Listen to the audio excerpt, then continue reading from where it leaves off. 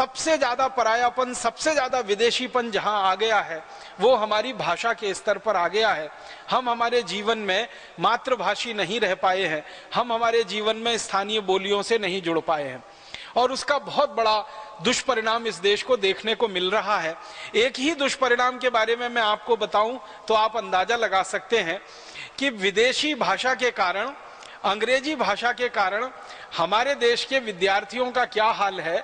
सरकार के आंकड़े बताते हैं कि प्राथमिक स्तर पर इस देश में 18 करोड़ विद्यार्थी पढ़ने के लिए जब भर्ती होते हैं तो अंतिम स्तर तक, जिसको हम उच्चतम शिक्षा कहते हैं, वो इंजीनियरिंग की हो सकती है, मेडिकल की हो सकती है, प्रोफेशनल कोई दूसरी शिक्षा हो सकती है, मैनेजमेंट की हो सकती है, तो पहली कक्षा में अगर 18 करोड़ विद्यार्थी भर्ती होते हैं पूरे देश में, तो अंतिम कक्षा में पढ़कर पास होने वाले सिर्फ 1 करोड़ होते हैं। 17 करोड़ इस पूरी व्यवस्था में फेल हो जाते हैं और इस व्यवस्था से बाहर हो जाते हैं। भारत सरकार ने 3 बड़े शिक्षा आयोग बनाए अलग अलग समय पर।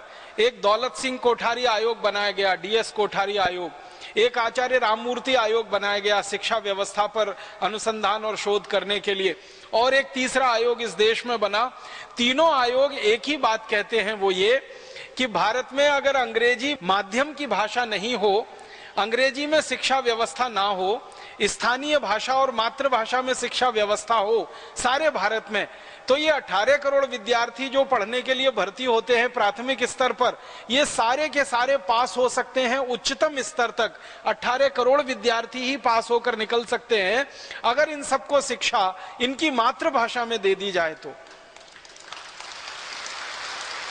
आप जरा सोचिए कि अगर मातृभाषा में हम शिक्षा दें तो जितने विद्यार्थी पढ़ने के लिए भर्ती होते हैं उतने ही विद्यार्थी पढ़कर निकल सकते हैं उच्चतम शिक्षा में।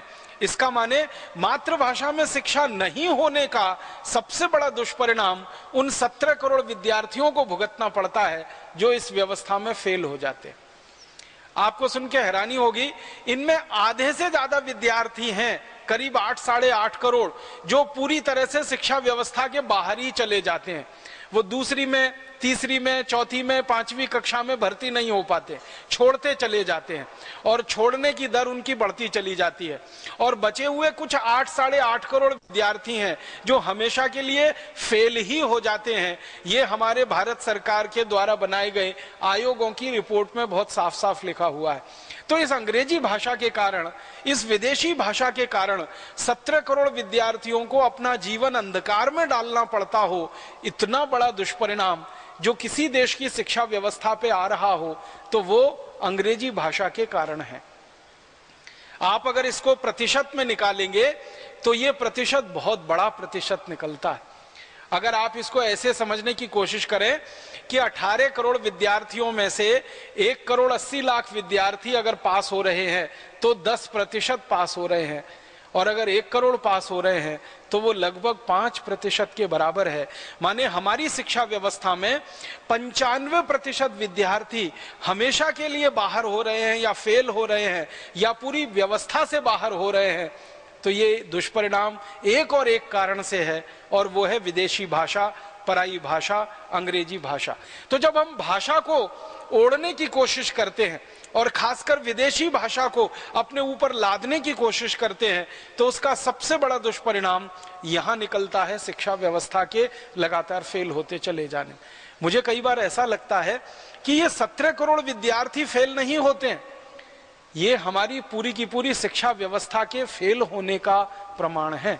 ये विद्यार्थियों के फेल होने की बात नहीं है, ये पूरी शिक्षा व्यवस्था के फेल होने की बात है। इसमें विद्यार्थियों का कोई कसूर नहीं है, कोई दोष नहीं है, इसमें पूरी शिक्षा व्यवस्था का कसूर है, उसका दोष है जो अंग्रेजी पर आधारित है। यहां से मैं एक दूसरे कदम